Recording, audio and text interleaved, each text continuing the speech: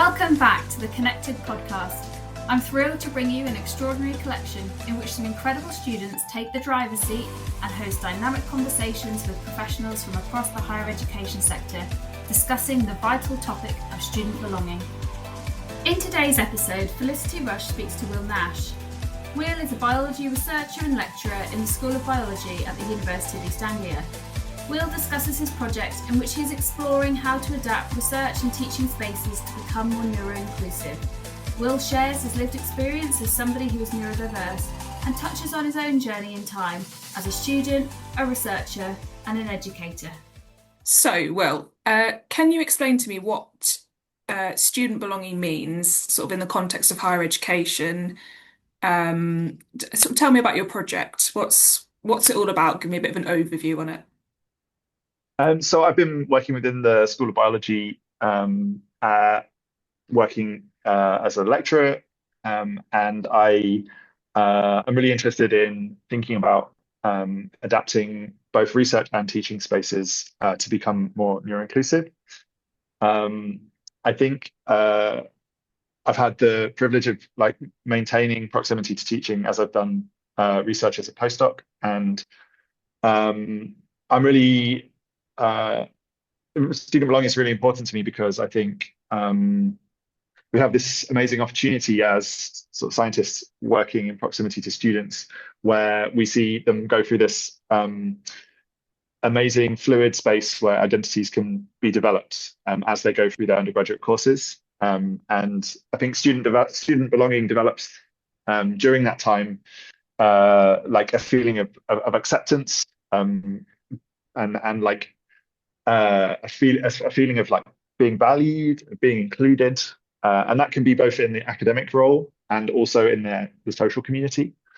And I think this is like throughout all students, but for the students with neurotypes that are less close to the neurotypical, this also takes on feelings of there are other challenges in being understood, but then also to get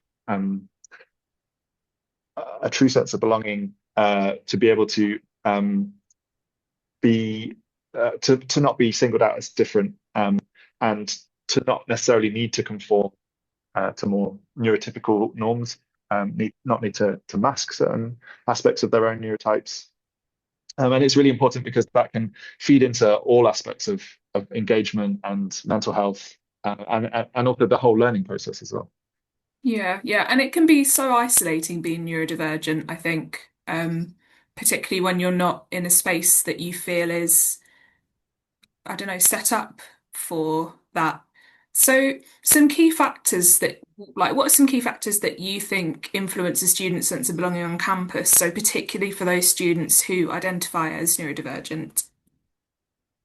Well, I mean, I don't really have student. I have not been a student at UEA as an undergraduate, and I did my PhD here a long time ago, and I was only learning about my own neurodiversity at that time. I was diagnosed during my time at UEA, although I have known I've been neurodivergent my entire life. But I think my experience as a teacher and as a supervisor is that one of the main factors is how accessible teaching practices are. So how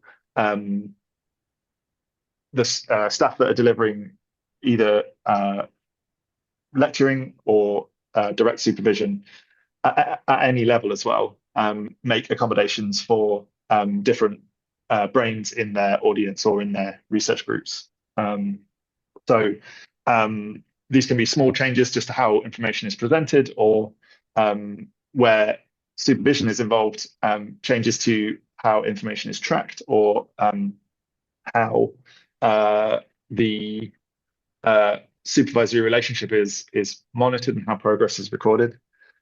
And I think those are kind of academic things, but then there's a huge amount in students that I've spoken to and worked with over the years that has to do with kind of uni-wide social inclusion or departmental social inclusion, but then also for neurodivergent people, that can be an aspect of representation, understanding that there are staff who also identify as neurodivergent or have neurodiverse diagnoses, but also that staff are supportive of reasonable adjustments to neurodiversity, and that there is flexibility within the courses that students are enrolled on for them to belong, whatever needs they bring to the table. So this might be levels of reliability or predictability in staff behavior, some tailoring of the materials that are delivered. So, low contrast slide decks or lecture theatres being modified to be less bright. But then also, I guess, for neurodivergent people, university-wide action to kind of raise the profile of neurodiversity and also reduce kind of stigma about neurodiverse experiences as well. Yeah, yeah. There's a lot of discourse in sort of mainstream media and less mainstream media about neurodivergence at the moment. So it's a very current topic, and I think it does affect higher education quite a lot. It seems that a lot of people figure out these differences about themselves when they've left mainstream education and gone into higher education. Perhaps the demand has increased. So how does your research address the disparities in belonging among different demographics within higher education, obviously including neurodivergence? Well, so I mean, like I don't directly research neurodiversity or inclusion in higher education. I'm a population geneticist, and I'm Or even just your own experience? well. So my experience in uh, the work that I've been doing. So I'm very keen to be an advocate for inclusive practices in the departments and institutions that I work in. So I think by talking about being a neurodivergent scientist and working in teams, explaining how I work differently and the small changes that I need to be able to work um, effectively, mean that there's a representation immediately within those groups. So this presents some of the representation I was talking about previously, and also I'm really keen to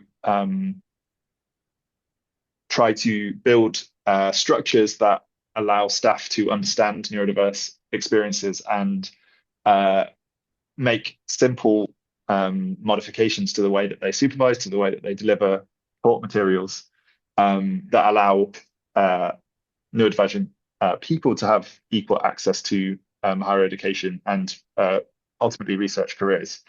And I think we're in a situation at UEA where we already have things like the Inclusivity Network, which provide huge amounts of information about how to make these changes. And I've learned a lot from these groups. But I think there's still a barrier to this information flowing into the research community, into the way that the research groups are structured, and also that then projects are supervised and assignments designed with that these kind of ideas are not always built into those processes. So I'd really like to work in that space as I go further in my career. Yeah, yeah. It often seems in higher education that some of the direction maybe that you get on assignments, for example, as a student is quite often what's the word I'm looking for?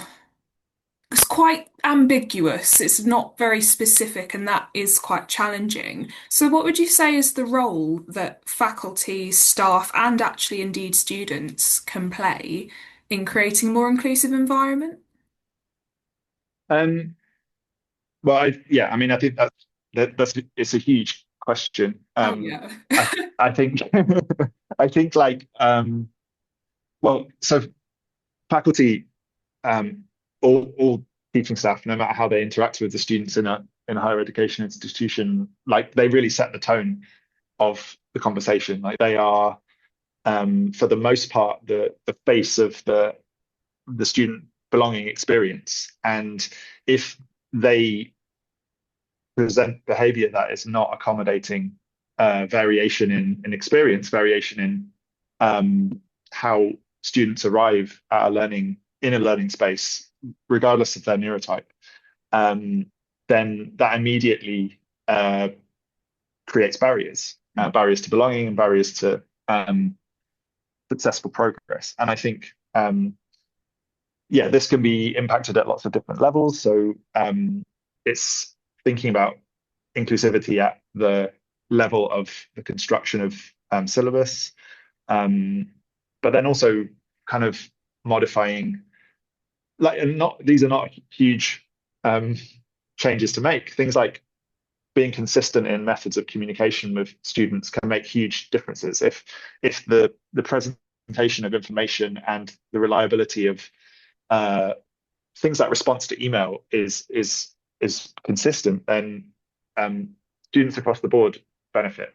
And it goes into research as well. Like everyone can rely on communication if that is how everyone's behavior exists.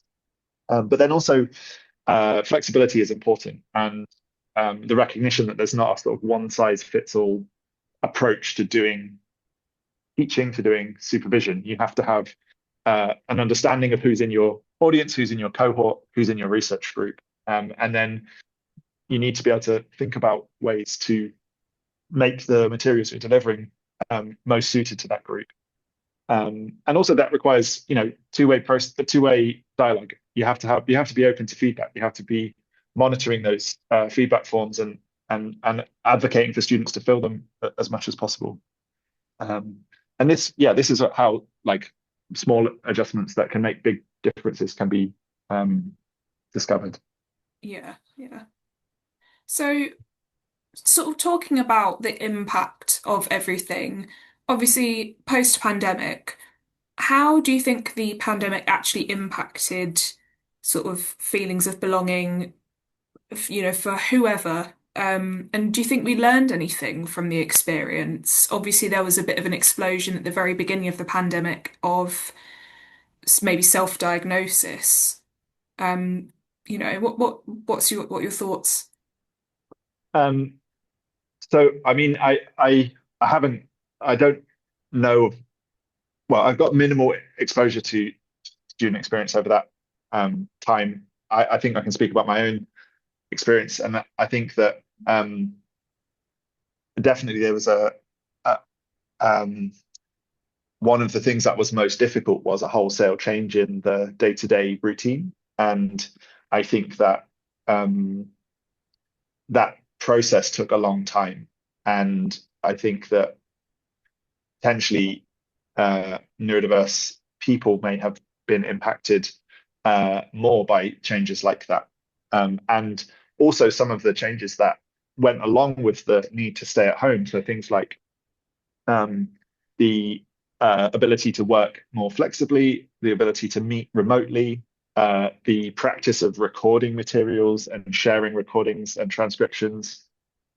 Those are all things that can really benefit people who process information in different ways. And I think that one of the things that has hopefully come out of the pandemic is that we have built that a lot into the way we teach at UEA. But then also more widely in the research community, there's been a move away from those kind of accommodations as the pandemic has become, thankfully, more of a distant memory. And so, so seminars and research meetings are like much less commonly shared remotely. It's harder to attend virtually. They're less commonly recorded. And I think these are real missed opportunities for institutions to publicize the research that they do and allow accessibility to be a part of their like day-to-day practice. Yeah. But I think, yeah, I think that these are some lessons that we could really, really stick to. And it's great to see that those kind of things are still in the teaching practice here at UEA. Yeah, yeah. Because I think in my experience, it was very isolating. I did a higher education course during the pandemic and I spent most of my time online. And there was never really that opportunity to feel like you belonged to a class of people because you only Mhm. spent a few hours a day over a screen, so it's hard to connect. But then it was also, you had that sort of solid routine. You were in your home, you knew what to expect. There wasn't the challenges of, okay, do I have to get a bus to campus? What if I miss the bus? The Mhm. extra issues. So in one way, we've done, it's improved since the pandemic because obviously we're not worried about our safety anymore. But at the same time, we have stepped back a bit, haven't we, in terms of a lot of businesses suggesting that we will all need to return to in-person work when actually it works sometimes better for people to be at home. I totally take your point, and I think for me, like it's supporting the people doing the thing. So if it's a Yeah. worker, then employers should support workers. If it's a student, we as educators have a responsibility to provide uh, uh, a feeling of belonging, and that can be facilitated by accessing materials through different routes, so recordings or live or transcriptions or videos. But then I think it is a really important point that you make about the re-socialization. And I'm proud to work with colleagues in bio who have really championed practice that puts opportunities to socialize in different ways during the learning process uh, at the forefront, and also modified their pedagogy to have um, uh, different values at its core. So allowing students to experiment and to try things in different groups and to work together to experience success and failure in the classroom and not become worried by failing, by having a high stake failure that puts students off experimenting and asking questions, making sure that failure is low stakes and can be done easily and together and discussed. And I think that I've learned a lot by thinking about those kind of ways of teaching that can help make a more productive learning environment for all different learners, regardless of where they sit on any kind of neurodivergence spectrum. Yeah, yeah. And in the same sort of vein, what challenges do institutions actually face when they are trying to improve student belonging? And how do you feel that they might be able to sort of at the least attempt to overcome the obstacles?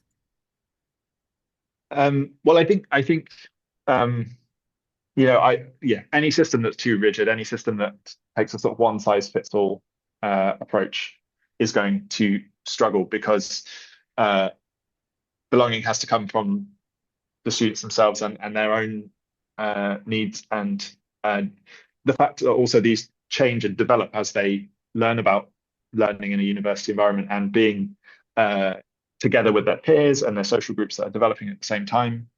And so um, this, regardless of where people sit on a neurodiversity spectrum, um, has to be taken into account as students grow and change across their higher education experience, but particularly focusing on students um, who identify with um, neurodiverse, uh, neurodiverse diagnoses. Uh, they they might need greater awareness shown to the accommodations that allow them to not be excluded in that sense of belonging. Um, and I think that this has to be really thought about at a strategic level. And I think it requires, a lot of focus from staff, and it shouldn't be the students, the neurodiverse people themselves advocating for these changes. These should be part of the working practice of higher education practitioners. We should be thinking about very small changes that make things a lot more accessible. And uh, again, this has to be done based on listening to feedback, and making sure that feedback is easy to give, and implementing changes that we learn about through those through those opportunities. Yeah, yeah. So looking ahead, what sort of future research directions would you see as important for understanding and improving feelings of belonging in both student population and academic population, in higher education? I think that we're at a really interesting time because you know cohorts are now going to be cohorts that didn't or minimally experience the disruption of the pandemic, and so um, belonging takes on a different um, a different face Yeah, again.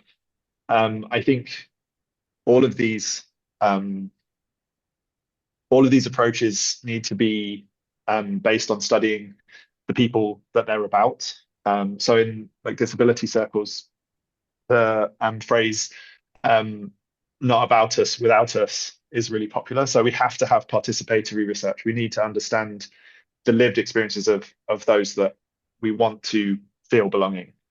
And for neurodivergent people who are learning in higher education, we need to understand what their experiences are as they approach the learning environment, but then also as they transition through it. And I think kind of evaluating these experiences in a long-term sense, so like studying longitudinally, is really important. And there's few studies out there that kind of provide these kind of insights.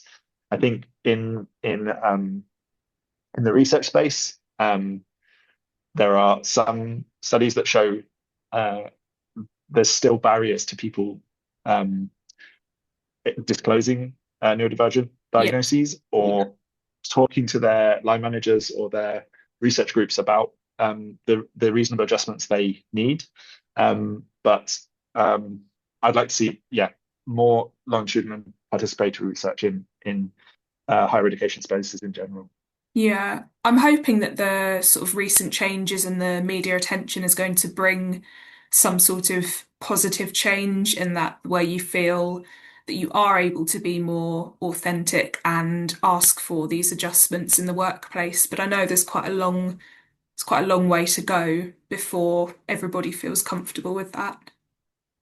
Well, I totally agree with you, but also I feel like our current government and also the wider international situation is incredibly concerning. And Yes. we've seen like very misguided statements in the US, but concerningly also in the UK about how disability and like also crossing over into neurodiversity is approached and supported by the state. So I think unfortunately this puts more pressure on higher education institutions to think about the support that they need to give to neurodivergent members of cohorts, because um, as the state fails these people further, their welfare will decline. And if they're spending a large amount of time in higher education, we need to be prepared to safeguard their learning and their welfare. And I think, it's not a very good time for this if the government continue in their direction. No, no, it is, I think, is a quite a concerning climate generally. But it Yes. sounds like UEA as an employer and as like a higher education institution is sort of doing quite well. I've been involved recently with the Communication Access Project, for example, as lived experience for neurodiversity, and that was it's nice to see that being put into place in terms of training because I know that that can people hear equality and diversity training and sometimes they might roll their eyes at it. And actually, it's nice to be able to put that into the space. Yeah, absolutely. I think UEA is exemplary in its approach to widening inclusivity and access across the board, and it makes me really proud to be associated with this institution. And I only hope to contribute more to this kind of work in future. And it's great to hear that you've been able to contribute lived experience to the training resources as well. That's a real sign of hope. Yeah. I think they'll go in the right direction one day, I hope. And I'm hoping this podcast can be part of it. Well, yeah, it's I was going to say it's really great to be able to have this kind of conversation, and the fact that the Student Belonging Conference is going so strongly after so many years of success is another really great thing that can only move this kind of conversation in the right direction. Yeah. Well, thank you very much, Will, for joining me on the Voices of Belonging podcast. Thank you for your insight, and it's been very lovely talking with you. Yeah, that's been totally great. Thank you so much. Thank you for listening to the Connected podcast. If you enjoyed this episode, please check out the rest of our extraordinary Voices of Belonging collection and stay connected.